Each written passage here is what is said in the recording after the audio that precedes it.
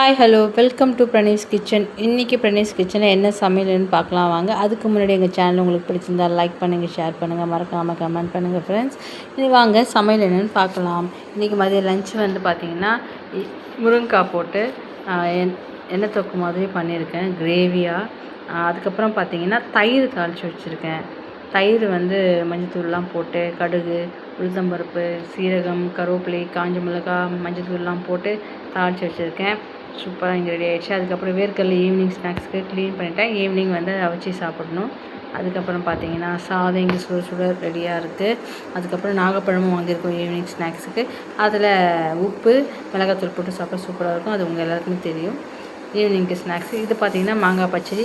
இந்த ஸ்வீட் மாங்காய் பச்சடி. இந்த மாங்காய் பச்சடி எப்படி செய்யணுன்ட்டு உங்களுக்கு வீடியோ தேவைப்பட்டுச்சுன்னா கமெண்ட்ஸில் சொல்லுங்கள். நான் வீடியோ எடுத்து உங்களுக்கு போஸ்ட் பண்ணுற வீடியோவை.